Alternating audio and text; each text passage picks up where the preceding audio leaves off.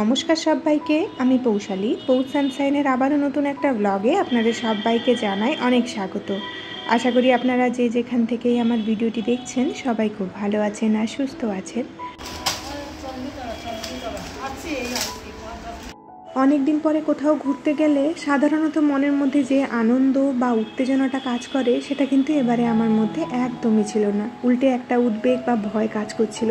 যেহেতু মেয়েকে নিয়ে প্রথমবারের জন্য ভেলোর যাচ্ছিলাম, সেই একটা চিন্তা করছিল যে ডাক্তাররা কি বলবে, কি হবে না হবে। তারপরেও কিন্তু সংসারের এরকম অনেক অলিখিত কাজ আমি গুছিয়ে দিয়ে যাচ্ছিলাম। আর তাছাড়া কিছু কিছু খাবার এনে হাজব্যান্ডের হাতের কাছে রেখে যাচ্ছি যাতে ওর কোনো রকমের সমস্যা না হয়।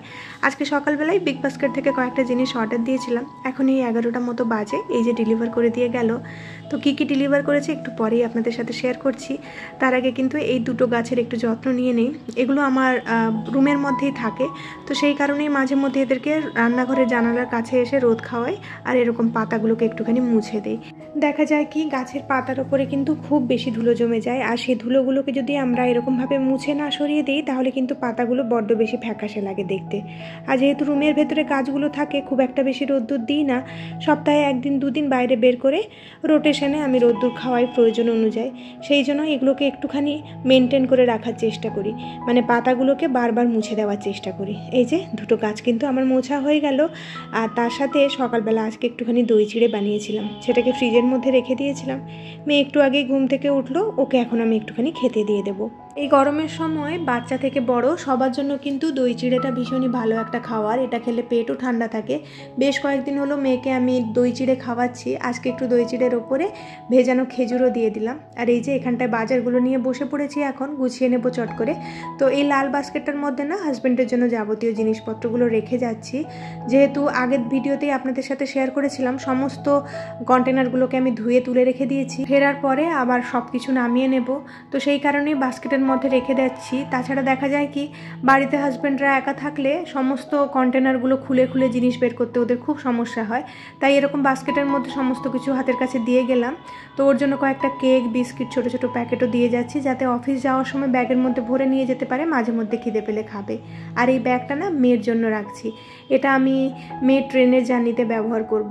তো এই পাপসগুলো নিয়েছি কয়েকটা আমি, এগুলো কিন্তু ভীষণই হেলদি। আর এই মাট্রিটাও নিয়েছি মিলেটসে। তো মেয়েকে আমি আজকাল এই ধরনের জিনিসপত্রগুলো টুকটুক করে দেওয়ার চেষ্টা করছি। যেহেতু বাইরের ময়দার জিনিস এরকম খুব একটা দিই না, তাই অনেক খুঁজে খুঁজে এই কয়েকটা হেলদি অপশানস আমি পেয়েছিলাম। তো পিনাট বাটারটাও নিয়ে নিলাম, ওখানটায় গিয়ে মাঝে মধ্যে ব্রেডের সাথে মাখিয়ে খাওয়াবো।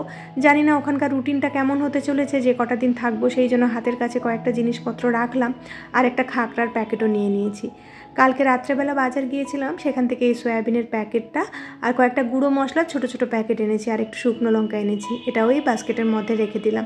হাজব্যান্ডকে একদম যাওয়ার দিন বলে দিয়ে যাব, ওর যাবতীয় জিনিসপত্রগুলো এই বাস্কেটের মধ্যে রেখে গেলাম, ও যেন অন্য কোথাও আর খোঁজাখুঁজিটা না করে। আর আসলে অফিস থাকে তো অন্য কোথাও খোঁজাখুঁজি করতে গেলে রান্না করতে অনেক সমস্যা হয়ে যায়, তাই প্রত্যেকবারে যখন বাড়িতে থাকি না ওর হাতের কাছে সব কিছু এরকমভাবে গুছিয়ে দিয়ে যাই। এই কয়েকটা জামা কাপড় নিয়ে যাব ভেলোরের জন্য, তো অল্প করে গুছিয়ে রেখে দিচ্ছি। আবার সন্ধ্যের দিকে গুছিয়ে নেবো, যে একটা ভিজে রয়েছে। আর এখানটা মেয়েকে এখন একটুখানি তেল মালিশ করে দিচ্ছি। আমার মেয়ে যখন ছোট ছিল তখন একদমই তেল মালিশ খেতে চাইতো না, তো ছোটোবেলায় সেরকমভাবে তেল মালিশ করাও হয়নি। তো এখন চেষ্টা করি যেদিন করে মন ভালো থাকে ওকে একটুখানি তেল মালিশ করে দেওয়ার জন্য। আর আজকাল আবার এই কাজল পাতি থেকে কাজল পরতে ভীষণ ভালোবাসে। আর এই কিছুদিন আগে কোনো একজন দিদিভাই আমাকে কমেন্ট করেছিল বাচ্চাকে যেন আমি কাজলের টিপ পরাই আর বাম পায়ের তলাতেও পরাই। এই যে দেখো দিদিভাই, তোমার কথা শুনে কিন্তু মেয়েকে আমি এখন থেকে বাম পায়ের তলাতেও টিপ দেওয়া শুরু করেছি। আসলে মেয়ে যখন প্রথমবার জন্মের পরে মামাবাড়ি গিয়েছিল তখন আমার কাকিমা বলেছিল যে কাজল দেওয়ার সময় সব সময় পায়ের তলাতে দেওয়ার জন্য, তবে সেই জিনিসটা ভুলেও গেছি, এখন আর এটা মনে নেই। এই যে তুমি মনে করিয়ে দিলে, এখন থেকে আবার দেওয়া শুরু করলাম।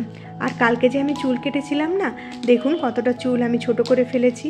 তো ওকে বলেছিলাম এর থেকেও কম ছোট করতে, কিন্তু আমার চুলের নিচগুলো এতটাই ফেটে গিয়েছে তাই এতটা কাটতে আমি বাধ্য হয়েছি। আপনাদের কেমন লেগেছে আমার এই চুলের লেন্থটা অবশ্যই জানাবেন। আর একটু কি ছোটো করলে ভালো লাগতো আমি জানি না, কিন্তু আমি না এই লম্বা লম্বা চুলই বেশি পছন্দ করি। আমি একটু লম্বা চওড়া তো, তাই আমার মনে হয় যে আমার মুখে এই লম্বা চুলটাই বেশি মানাবে। খুব একটা বেশি ছোট চুল হয়ে গেলে সেটা আমার ভালো লাগে না, আমার নিজেকে দেখতেই একটা কেমন কেমন লাগে। এই যে এখানটায় কিন্তু একটু সানস্ক্রিনও লাগিয়ে নিচ্ছি, এরপরে আমি বাদবাকি কাজগুলোতে যাব। এত গরমের মধ্যে মুখে সানস্ক্রিনের প্রোটেকশন হোক বা গায়ে বডি লোশনের প্রোটেকশন যাই দিয়ে কিচেনে আসি না কেন, সবেতেই যেন ঘেমে নিয়ে স্নান করে যাচ্ছি। তো যাই হোক, তাও নিজের মনের শান্তির জন্য মাখতে হয় এগুলো। তো এখানটায় কিন্তু আমি এখন চালটা নিয়ে নিচ্ছি। প্রথমে ভাতটা বসিয়ে দেবো, তারপরে বাদবাকি কাজগুলো করব। তো শুনেছি চাল নেওয়ার পরে নাকি এরকমভাবে অল্প করে চাল বের করে রাখতে হয়। ছোটো থেকেই দেখে আসতাম মা কাকিমারা যখনই চাল নিত তখনই অল্প করে চাল আবার চালের পাত্রে রেখে দিত, তাতে করে নাকি বাড়িতে সবসময় অন্নপূর্ণা দেবীর আশীর্বাদ থাকে। তো এই জিনিসটা মাঝে মধ্যে আমি ফলো করি, সবসময় যদিও করে ওঠা হয় না। তো যাই হোক, এখানটায় কিন্তু একটুখানি আলুও সেদ্ধ বসাচ্ছি, সেই জন্য একটু আলুও কেটে নিলাম। আর মেয়েকে দেখালাম না একটু আগে, ও নিজে নিজে খেলছে এই পাউডার নিয়ে। যেহেতু আমি কাজ করছি, ওকে আর আটকায়নি, ভাবছি চোখের সামনে থাকুক, যা পারছে করুক। তো তাতে করে আমার না কাজগুলো একটুখানি সুবিধে হয়ে যায়। 2-3 দিন ধরেই দেখছিলাম আমার এই লাইটারটা খুব একটা ভালো কাজ করছে না। তো ভাবলাম একদম ফিরে এসে কিনবো। আর এই আজকে লাইটার দিয়ে গ্যাস জ্বালাতে গিয়ে হিমশিম খেয়ে গিয়েছি একদম। তো যাই হোক, ওদিকে কিন্তু ভাত আর ডালটা বসিয়ে দিয়ে এখন আমি ড্রেসিং টেবিলটা একটু ডিপ ক্লিনিং করতে এসে গেছি।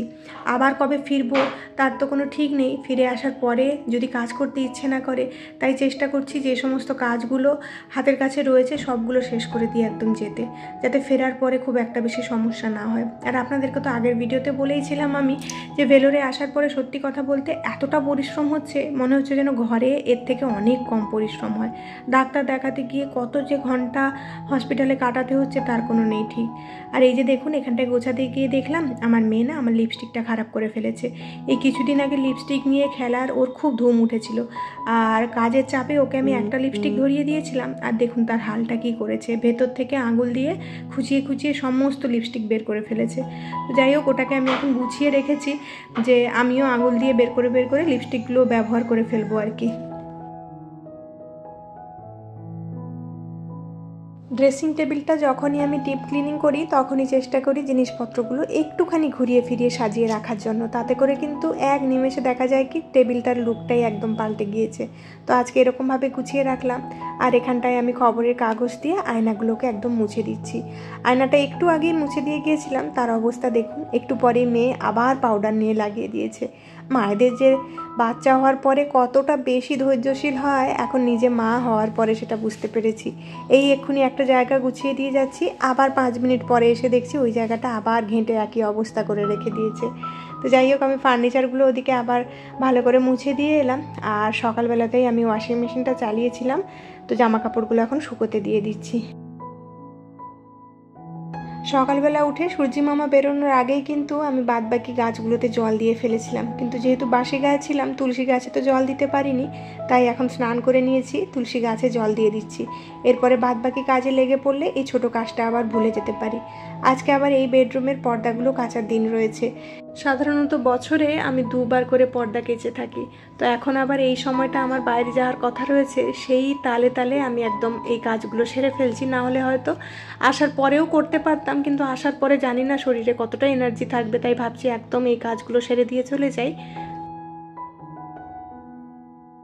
সকালবেলা আজকে কাজ করতে করতে ভীষণ বেশি গরম লাগছিল, তাই কাজ সেরে একদম স্নান করে নিয়েছি। এই কাজগুলো স্নানের পরে আমার করতে না খুব একটা বেশি ভালো লাগে না। এই ধরনের মানে নোংরা ঘাঁটাঘাঁটি কাজগুলো আমার মনে হয় স্নানের আগে করে নিলে ভালো লাগে।